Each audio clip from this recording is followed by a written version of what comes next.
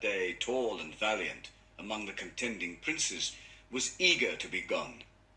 No oath she swore, but the words of Feanor concerning Middle-earth had kindled in her heart, for she yearned to see the wide, unguarded lands, and to rule there a realm at her own will. Of like mind with Galadriel was Fingon, Fingolfin's son, being moved also by Feanor's words, though he loved him little. And with Fingon stood, as they ever did, Angrod and Aegnor, sons of Finarfin. But these held their peace, and spoke not against their fathers. At length, after long debate, Feanor prevailed, and the greater part of the Noldor there assembled, he set aflame with the desire of new things and strange countries. Therefore, when Finarfin spoke yet again for heed and delay, a great shout went up, "Nay, let us be gone." And straightway Feanor and his sons began to prepare for the marching forth. Little foresight could there be for those who dared to take so dark a road. Yet all was done in over-haste, for Feanor drove them on, fearing lest in the cooling of their hearts his words should wane and other counsels yet prevail. And for all his proud words, he did not forget the power of the Valar. But from Valmar no message came, and Manwë was silent. He would not yet either forbid or hinder Feanor's purpose, for the Valar were aggrieved that they were charged with evil intent to the Eldar, or that any were held captive by them against their will. Now they watched and waited, for they did not yet believe that Feanor could hold the host of the Noldor to his will. And indeed, when Feanor began the marshalling of the Noldor for their setting out, then at once dissension arose. For though he had brought the assembly in a mind to depart, by no means all were of a mind to take Feanor as king. Greater love was given to Fingolfin and his sons, and his household, and the most part of the dwellers in Tirion refused to renounce him, if he would go with them. And thus, at the last, as two divided hosts, the Noldor set forth upon their bitter road. Feanor and his following were in the van, but the greater host came behind under Fingolfin, and he marched against his wisdom, because Fingon his son so urged him, and because he would not be sundered from his people that were eager to go, nor leave them to the rash counsels of Feanor. Nor did he forget his words before the throne of Manwë. With Fingolfin went Finarfin also, and for like reasons, but most loath was he to depart. And of all the Noldor in Valinor, who were grown now to a great people, but one tithe refused to take the road. Some for the love that they bore to the Valar, and to Aule not least, some for the love of Tirion and the many things that they had made, none for fear of peril by the way. But even as the trumpet sang and Feanor issued from the gates of Tirion, a messenger came at last from Manwë, saying, "Against the folly of Feanor shall be set my counsel only. Go not forth, for the hour is evil, and your road leads to sorrow that ye do not foresee. No aid will the Valar lend you in this quest, but neither will they hinder you. For this ye shall know, as ye came hither freely, freely shall ye depart. But thou, Feanor, Finwë's son, by thine oath art exiled. The lies of Melkor thou shalt unlearn in bitterness. Valar he is, thou sayest. Then hast thou sworn in vain, for none of the Valar canst thou overcome now, or ever within the halls of Ea, not though Eru, whom thou namest, had made thee thrice greater than thou art."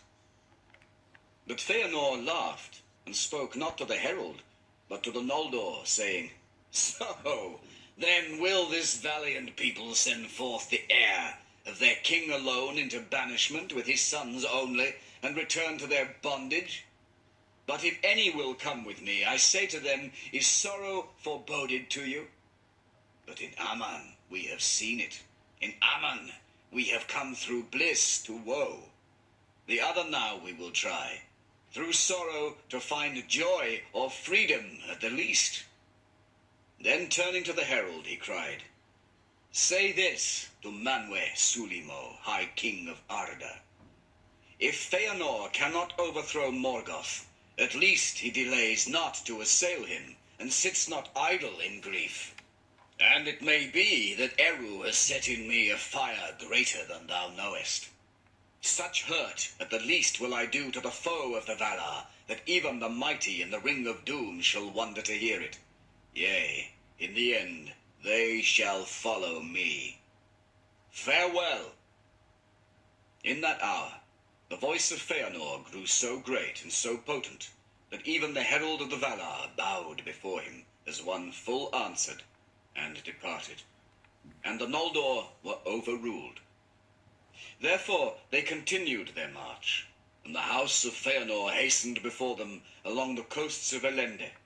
Not once did they turn their eyes back to Tirion on the green hill of Tunar. Slower and less eagerly came the host of Fingolfin after them.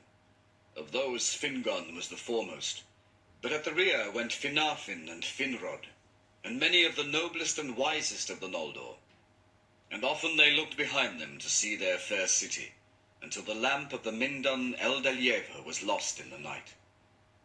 More than any others of the exiles, they carried thence memories of the bliss they had forsaken, and some even of the things that they had made there they took with them, a solace and a burden on the road. Now Feanor led the Noldor northward because his first purpose was to follow Morgoth. Moreover, Tunar beneath Taniquetu was set nigh to the girdle of Arda, and there the great sea was immeasurably wide, whereas ever northward the sundering seas grew narrower, as the wasteland of Araman and the coasts of Middle-earth drew together. But as the mind of Feanor cooled and took counsel, he perceived overlate that all these great companies would never overcome the long leagues to the north, nor cross the seas at the last, save with the aid of ships. Yet it would need long time and toil to build so great a fleet, even were there any among the Noldor skilled in that craft. He resolved now, therefore, to persuade the Teleri, ever friends to the Noldor, to join with them, and in his rebellion he thought that thus the bliss of Valinor might be further diminished, and his power for war upon Morgoth be increased. He hastened then to Alqualonda, and spoke to the Teleri, as he had spoken before in Tirion. But the Teleri were unmoved by aught that he could say. They were grieved indeed at the going of their kinsfolk and long friends, but would rather dissuade them than aid them, and no ship would they lend, nor help in the building against the will of the Valar. As for themselves, they desired now no other home but the strands of Eldamar, and no other. Then Feanor grew wrathful, for he still feared delay, and hotly he spoke to Olwe. You renounce your friendship even in the hour of our need, he said. Yet you were glad indeed to receive our aid when you came at last to these shores, faint-hearted loiterers, and well-nigh empty-handed. In huts on the beaches would you be dwelling still, had not the Noldor carved out your haven and toiled upon your walls. But Olwe answered, We renounce no friendship, but it may be the part of a friend to rebuke a friend's folly. And when the Noldor welcomed us and gave us aid, otherwise then you spoke. In the land of Aman we were to dwell forever as brothers whose houses stand side by side. But as for our white ships, those you gave us not. We learned not that craft from the Noldor, but from the lords of the sea, and the white timbers we wrought with our own hands, and the white sails were woven by our wives and our daughters. Therefore we will neither give them nor sell them for any league or friendship. For I say to you, Feanor, son of Finwë, these are to us as are the gems of the Noldor, the work of our hearts, whose like we shall not make again. Thereupon Feanor left him, and sat in dark thought beyond the walls of Alqualonde, until his host was assembled. When he judged that his strength was enough, he went to the haven of the swans, and began to man the ships that were anchored there, and to take them away by force. But the Teleri withstood him, and cast many of the Noldor into the sea. Then swords were drawn, and a bitter fight was fought upon the ships, and about the lamplit quays and piers of the haven, and even upon the great arch of its gate. Thrice the people of Feanor were driven back, and many were slain upon either side. But the vanguard of the Noldor was succoured by Fingon, with the foremost of the host of Fingolfin, who coming up found a battle joined, and their own kin falling, and rushed in before they knew rightly the cause of the quarrel. Some thought indeed that the Teleri had sought to waylay the march of the Noldor at the bidding of the Valar. Thus at last the Teleri were overcome, and a great part of their mariners that dwelt in Alqualonde were wickedly slain. For the Noldor were become fierce and desperate, and the Teleri had less strength, and were armed for the most part but with slender bows. Then the Noldor drew away their white ships, and manned their oars as best they might, and rowed them north along the coast. And Olwe called upon Osse, but he came not, for it was not permitted by the Valar that the flight of the Noldor should be hindered by force. But Uinen wept for the mariners of the Teleri, and the sea rose in wrath against the slayers, so that many of the ships were wrecked, and those in them drowned. Of the kinslaying at Alqualonde, more is told in that lament which is named Noldalanta, the fall of the Noldor, that Maglor made ere he was lost. Nonetheless, the greater part of the Noldor escaped, and when the storm was past they held on their course, some by ship and some by land. But the way was long, and ever more evil as they went forward. After they had marched for a great while in the unmeasured night, they came at length to the northern confines of the guarded realm, upon the borders of the empty waste of Araman, which were mountainous and cold. There they beheld suddenly a dark figure standing high upon a rock that looked down upon the shore. Some say that it was Mandos himself, and no less a herald of Manwë. And they heard a loud voice, solemn and terrible, that bade them stand and give ear. Then all halted and stood still, and from end to end of the host of the Noldor the voice was heard speaking the curse and prophecy, which is called the prophecy of the North, and the doom of the Noldor. Much it foretold in dark words, which the Noldor understood not, until the woes indeed after befell them. But all heard the curse that was uttered upon those that would not stay, nor seek the doom and pardon of the Valar. Tears unnumbered you shall shed, and the Valar will fence Valinor against you, and shut you out, so that not even the echo of your lamentation shall pass over the mountains. On the house of Feanor the wrath of the Valar lieth from the west unto the uttermost east, and upon all that will follow them it shall be laid also.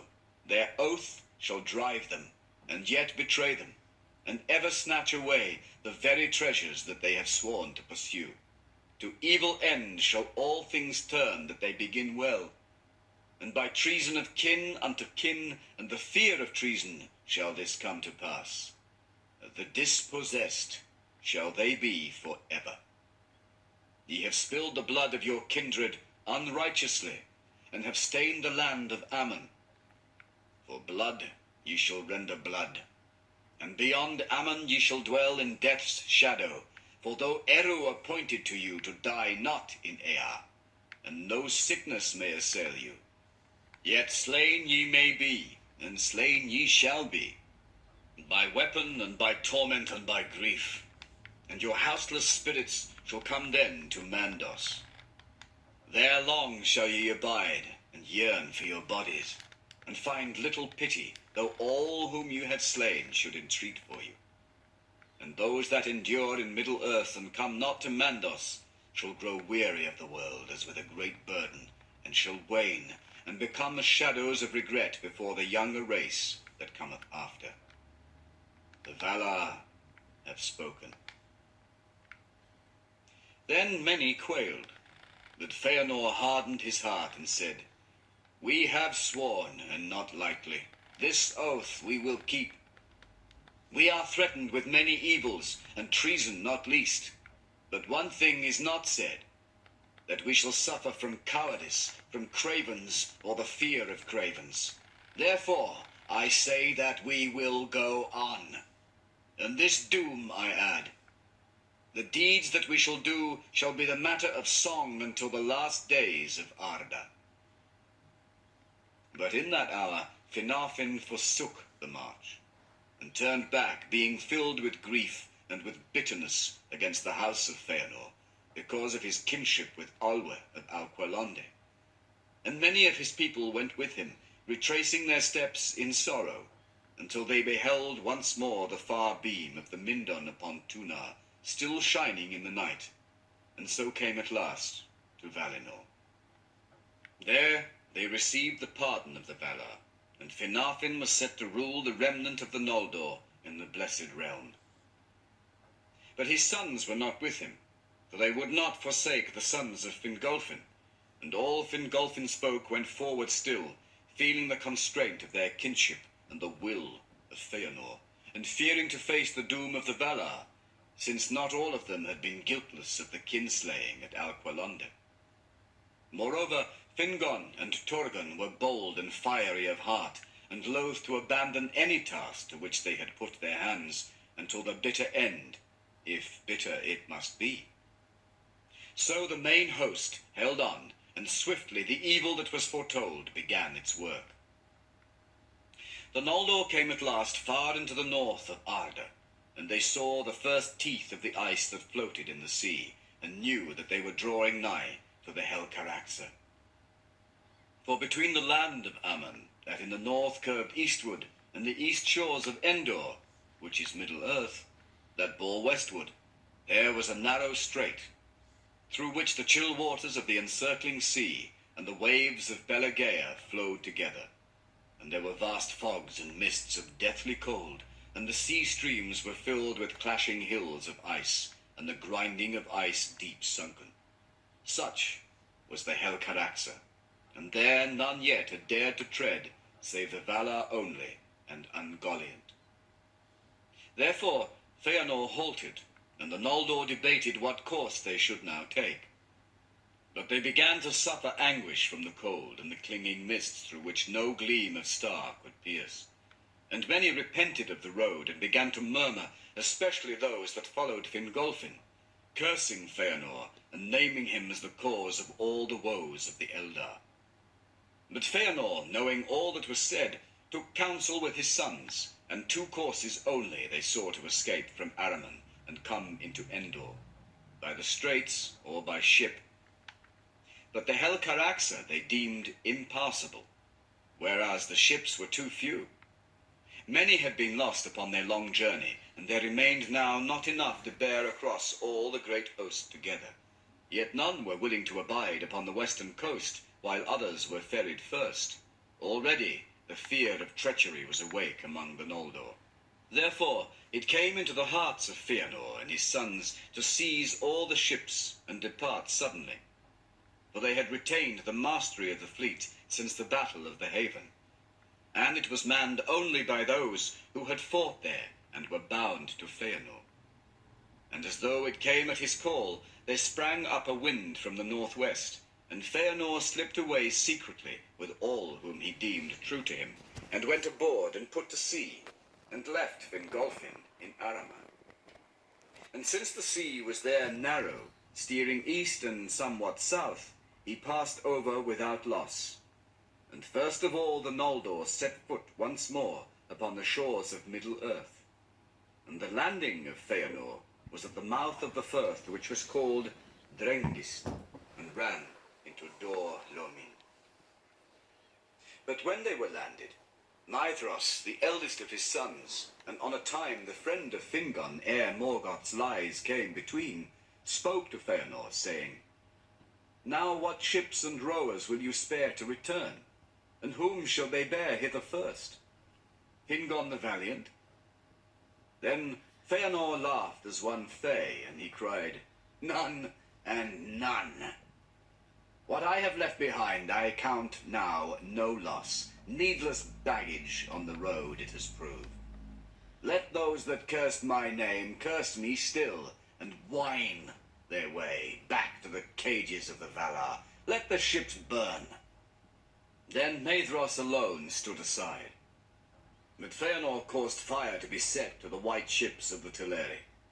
So in that place, which was called Lascar, at the outlet of the firth of Drengist, ended the fairest vessels that ever sailed the sea, in a great burning, bright and terrible. And Fingolfin and his people saw the light afar off, red beneath the clouds, and they knew that they were betrayed. This was the first fruits of the kinslaying and the doom of the Noldor. Then Fingolfin, seeing that Feanor had left him to perish in Araman or return in shame to Valinor, was filled with bitterness. But he desired now as never before to come by some way to Middle-earth and meet Feanor again. And he and his host wandered long in misery, but their valor and endurance grew with hardship. For they were a mighty people, the elder children undying of Eru Iluvata, that knew come from the blessed realm, and not yet weary with the weariness of earth. The fire of their hearts was young, and led by Fingolfin and his sons, and by Finrod and Galadriel, they dared to pass into the bitterest north, and finding no other way, they endured at last the terror of the Helcaraxa and the cruel hills of ice. Few of the deeds of the Noldor thereafter surpassed that desperate crossing in hardihood or woe. There, Elenwe, the wife of Torgon, was lost, and many others perished also.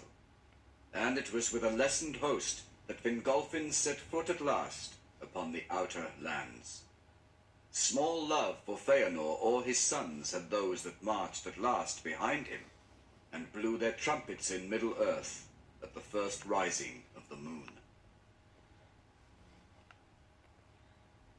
Of the Sindar.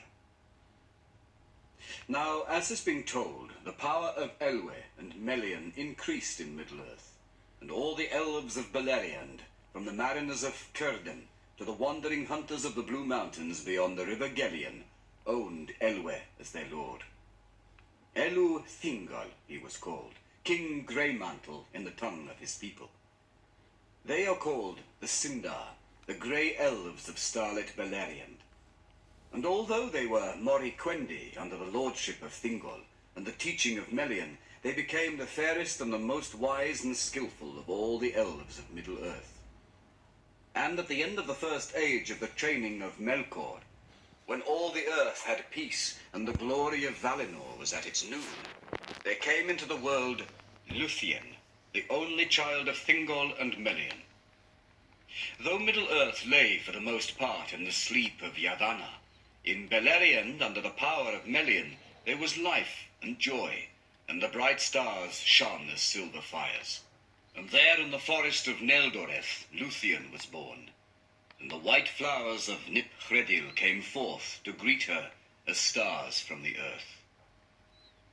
It came to pass during the second age of the captivity of Melkor that dwarves came over the blue mountains of Ered Luin into Beleriand. Themselves they named Khazad, but the Sindar called them Naugrim, the stunted people, and Gon-Hirim, masters of stone. Far to the east were the most ancient dwellings of the Naugrim, but they had delved for themselves great halls and mansions after the manner of their kind in the eastern side of Ered Luin, and those cities were named in their own tongue, Gabil Gathol and Tumunzahar. To the north of the great height of Mount Dolmed was Gabil Gathol, which the elves interpreted in their tongue Belegost, that is, Miklaburg. And southward was delved Tumunzuhar by the elves named Nogrod, the Hollowbold. Greatest of all the mansions of the dwarves was Khazad-dûm, the Dwarrowdelf, Hadodrond in the elvish tongue, that was afterwards in the days of its darkness called Moria.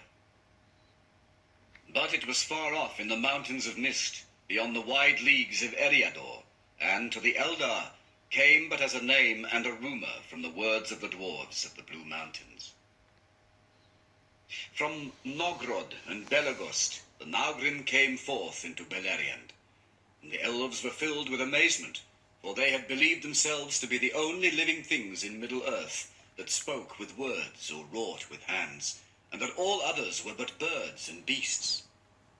But they could understand no word of the tongue of the Naugrim, which to their ears was cumbrous and unlovely, and few ever of the Eldar had achieved the mastery of it. But the dwarves were swift to learn, and indeed were more willing to learn the elven tongue than to teach their own to those of alien race. Few of the Eldar went ever to Nogrod and Belegost, save Eol of Nan Elmoth, and Maeglin his son.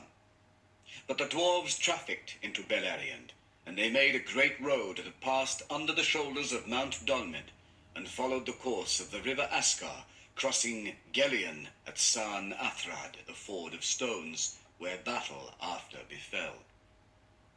Ever cool was the friendship between the Naugrim and the Eldar, though much profit they had one of the other.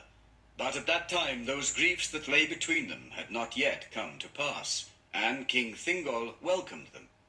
But the Naugrim gave their friendship more readily to the Noldor in after days than to any others of elves and men, because of their love and reverence for Aula, and the gems of the Noldor they praised above all other wealth. In the darkness of Arda already the dwarves wrought great works, for even from the first days of their fathers they had marvelous skill with metals and with stone. But in that ancient time, iron and copper they loved to work, rather than silver or gold. Now Melian had much foresight after the manner of the Maiar, and when the second age of the captivity of Melkor had passed, she counselled Thingol that the peace of Arda would not last forever. He took thought, therefore, how he should make for himself a kingly dwelling, and a place that should be strong if evil were to awake again in Middle-earth. And he sought aid and counsel of the dwarves of Belegost. They gave it willingly, for they were unwearied in those days, and eager for new works. And though the dwarves ever demanded a price for all that they did, whether with delight or with toil, at this time they held themselves paid. For Melian taught them much that they were eager to learn, and Thingol rewarded them with many fair pearls. These Círdan gave to him, for they were got in great number in the shallow waters about the Isle of Balar. But the Naugrim had not before seen their like, and they held them dear. One there was, as great as a dove's egg, and its sheen was as starlight in the foam of the sea. Nymphelos it was named, and the chieftain of the dwarves of Belegost prized it above a mountain of wealth. Therefore the Naugrim laboured long and gladly for Thingol, and devised for him mansions after the fashion of their people, delved deep in the earth. Where the Esgalduin flowed down and parted Neldoreth from Rhegion, there rose in the midst of the forest a rocky hill, and the river ran at its feet. There they made the gates of the hall of Thingol, and they built a bridge of stone over the river, by which alone the gates could be entered. Beyond the gates wide passages ran down to high halls and chambers far below, that were hewn in the living stone, so many and so great, that the dwelling was named Menegroth, the 1,000 Caves. But the elves also had part in that labour, and elves and dwarves together, each with their own skill, there wrought out the visions of Melian, images of the wonder and beauty of Valinor beyond the sea. The pillars of Menegroth were hewn in the likeness of the beeches of Orima, stalk, bough, and leaf, and they were lit with lanterns of gold. The nightingales sang there as in the gardens of Lorien, and there were fountains of silver, and basins of marble, and floors of many-coloured stones.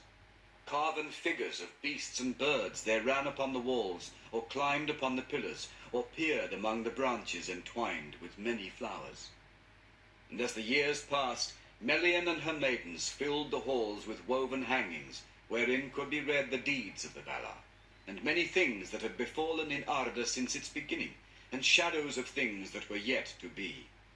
That was the fairest dwelling of any king that has ever been east of the sea. And when the building of Menegroth was achieved, and there was peace in the realm of Thingol and Melian, the Naugrim yet came ever and anon over the mountains, and went in traffic about the lands. But they went seldom to the Falas, for they hated the sound of the sea and feared to look upon it. To Beleriand there came no other rumor or tidings of the world without. But as the third age of the captivity of Melkor drew on, the dwarves became troubled, and they spoke to King Thingol, saying that the Valar had not rooted out utterly the evils of the north, and now the remnant, having long multiplied in the dark, were coming forth once more and roaming far and wide. There are fell beasts, they said, in the land east of the mountains, and your ancient kindred that dwell there are flying from the plains to the hills. And ere long, the evil creatures came even to Beleriand, over passes in the mountains, or up from the south through the dark forests. Wolves there were, or creatures that walked in wolf shapes, and other fell beings of shadow. And among them were the orcs, who afterwards wrought ruin in Beleriand. But they were yet few and wary, and did but smell out the ways of the land, awaiting the return of their lord.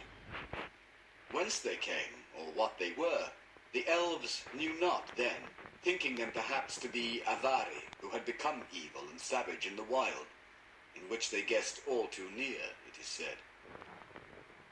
Therefore Thingol took thought for arms, which before his people had not needed, and these at first the Naugrims smithed for him, for they were greatly skilled in such work, though none among them surpassed the craftsmen of Nogrod, of whom Telkar the smith was greatest in renown.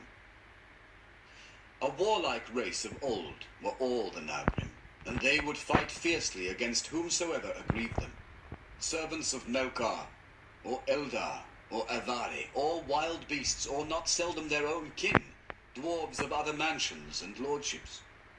Their smithcraft, indeed, the Sindar soon learned of them. Yet in the tempering of steel alone of all crafts, the dwarves were never outmatched, even by the Noldor.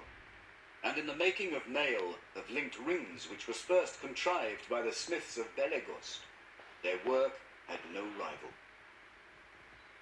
At this time, therefore, the Sindar were well armed, and they drove off all creatures of evil and had peace again. But Thingol's armories were stored with axes and with spears and swords, and tall helms, and long coats of bright mail. For the hauberks of the dwarves were so fashioned that they rusted not, but shone ever as if they were new burnished. And that proved well for Thingol in the time that was to come. Now, as has been told, one Lenwe of the host of Olwe forsook the march of the Eldar at that time when the Teleri were halted by the shores of the great river upon the borders of the westlands of Middle-earth. Little is known of the wanderings of the Nandor whom he led away down Anduin. Some, it is said, dwelt age-long in the woods of the vale of the great river, some